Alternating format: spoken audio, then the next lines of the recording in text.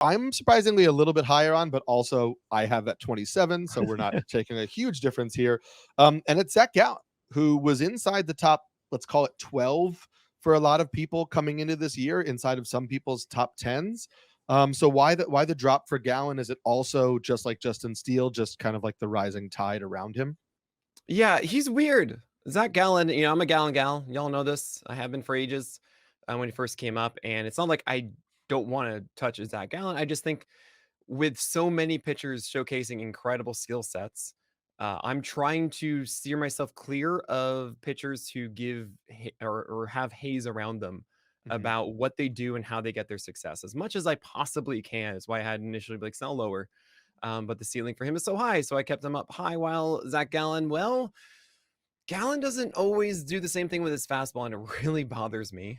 Where he used to be a low called strike four seamer guy, which I still think is the best way of doing it. And I think at his best self, he was sometimes surprising with a high four seamer too. But there are many days where he just can't quite locate that four seamer, and that puts more emphasis on not really his curveball, which is generally always there, and it's one of the best Right. curveballs around. Keeps it down better than anyone.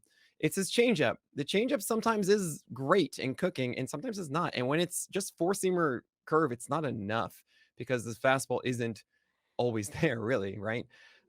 Sometimes we see the cutter and the slider do things it's not expected whatsoever. And I think one of the biggest things you had against Gallen entering the season was the workload from the Arizona Diamondbacks Mhm. push to the World Series. We didn't really see that affect him so much this season. However, we might see the ramifications this year. I don't know. It's just strange. And without a four seamer that truly dominates, I don't love it. It's like a curveball that is just really good and a four seamer that is getting by a bit. And like Shane Bieber used to do this of having a fastball that was more of a called strike pitch, not really the most overwhelming one, and then having an absurd breaking ball. But he had two absurd secondaries. And for it to be one and then half with the changeup that can be great, but not always there, it's just strange. So yeah, 126 whip in 148 innings for Gallen this past year. I'm like, is it really going to be demonstrably better? I want to say yes, but Mhm. it's just strange to me. Yeah, I mean, my concerns coming into the year were a little bit workload, and then we saw him start off the season slow, and I was like, I wonder if that's what it is. But my concerns were also, and concerns. I mean, I think I had Gallen 15th or 16th coming into the year, so it was more just I still Yeah. saw him as an SP2 and not as anything more than that. And it was Mhm. because the ICR rates on all of his pitches were pretty high. Like he gave up a lot of hard contact, but he walked that tightrope. He was able to kind of, even though he gave up hard contact, not have it affect his ratios. And you Right. talked a lot about how his approach is different than a lot of other pitchers. He has to keep the fastball low. The reason he does that is because his other breaking pitches are successful when they fall beneath the strike zone. And so, in order for the pitches to work well together, the curve, the change, all that kind of stuff, the fastball needs to be low.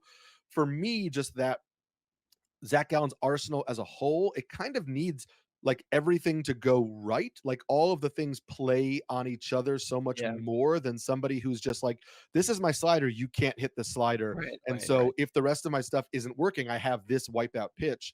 Mhm. Gallen, it's like a lot of like pulleys and levers that require the other thing in order to make the whole machine work, and that makes it a little riskier to me. And then you pair that with like really below average swinging strike rates.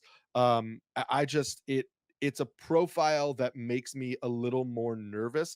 It's more similar to me to like when we talk about Framber Valdez, like the Framber profile of there's more hard contact than you'd like to see. There's less like swing and miss than you'd like to see. And so it makes it hard for me to put that pitcher as an ace. I actually have more faith in Framber, so I have Framber higher than Gallen, but it's like a little bit more in that vein than when people had Gallen at like 12 or 13.